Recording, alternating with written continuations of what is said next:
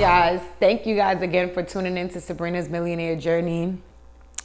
I definitely know I've said it before, but I definitely welcome any questions that you guys want me to answer on this channel. And I got a question from my homeboy Corey's friend who is trying to do tarot as well. Super excited to answer this question for you because I know you're probably not the only one that wants to know this. So the question I got was basically asking me if I could do a video on basically the business aspect of tarot, any small business, basically like creating an LLC, an EIN, business accounts, etc., etc. This person basically said they're struggling with it and overthinking. So first things first is I would say definitely relax. Don't overthink it because that's really why you have your tax professional for it, a tax preparer. First things first is if you do have a small business, the thing I recommend is getting an accountant to do your taxes every year. Doing it with H&R Block, it's cool.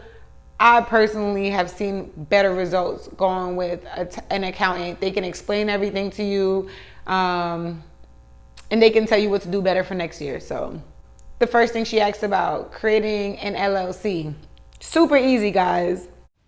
Okay, so when creating your LLC, go to your state Secretary of State website. You're going to go to, if you're in North Carolina, go to online services and then submit a creation filing. This will bring you to, and that's under business registrations.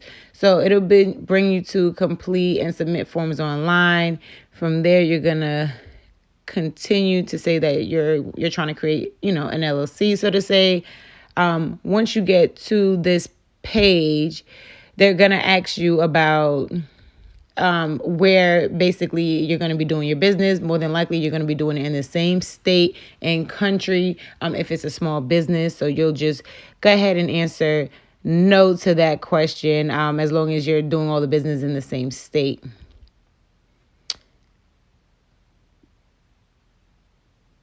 And then from there, you're going to tell them what type of business you're trying to create. Most people with small businesses just do the LLC, the limited liability company, just to keep it super simple.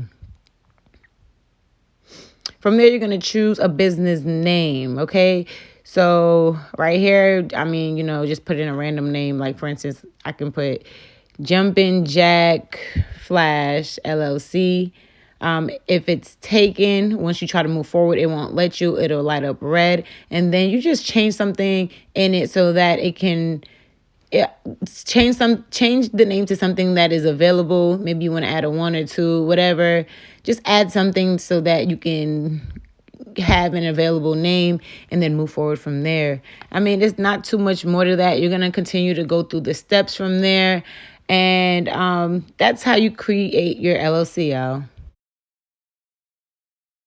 As you can see, creating an LLC is super easy. After you get your LLC, I see that you did mention the EIN. That is definitely the next best step when starting your business. So as far as getting the EIN goes, I'll go ahead and put the video here. So I found this great video on the IRS YouTube page, and it just tells you a little bit about getting an EIN and what you need to know. So one, it is a free service only offered by the IRS. You'll see other websites that try and charge you to get your EIN. But getting your EIN is super simple. Just go to www.irs.gov/EIN. Please do not spend extra money that you don't have to, that you could be spending on your business. When you are getting an EIN, make sure you are the responsible party for your LLC and just the owner of your business altogether. Because like we all know, getting your EIN is like a social security number for your business. It goes with you everywhere. And it's something that only I feel like the owner should have, really.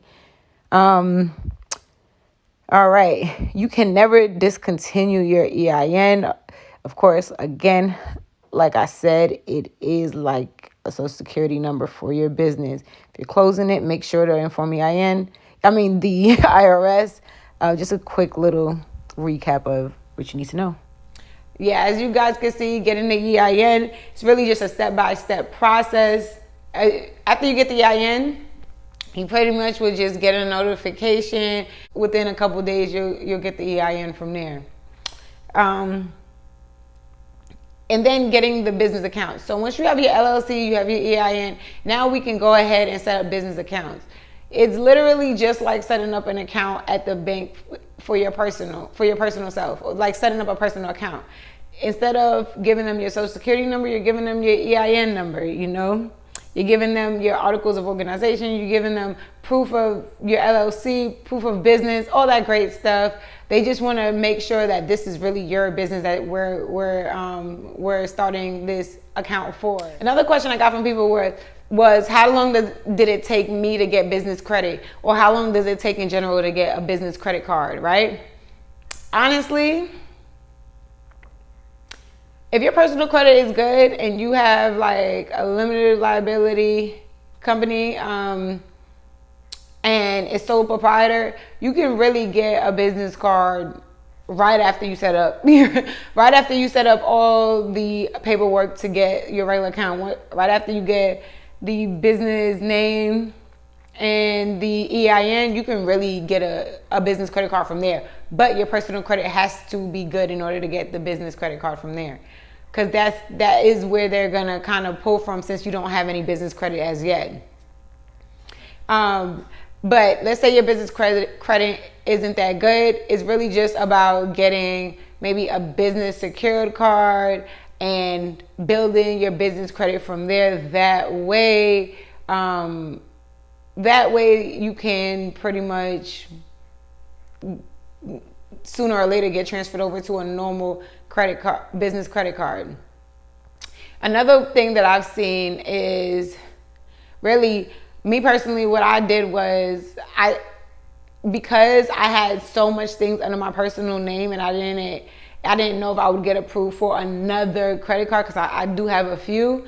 When I first started my business account, what I did was I set up my business checking and savings account. That way they can see the flow of money that is continuously coming into the business account. And I gave it about maybe 6 months to a year, and then applied for the business credit card. Of course, they still pulled my personal credit. Found out I was fine either way, but seeing that influx of money, definitely, if you have a business credit card, if you have a business account with a certain bank, it's always good to go to that bank that you have that account with, that can see that you're actually making money with this business, to ask for a business credit card, because they're going to be the first people to approve you, because they have full control over your money that comes from the business. So yeah, guys, I wanted to just sit here and touch on it. You know, my videos are super short, super to the point.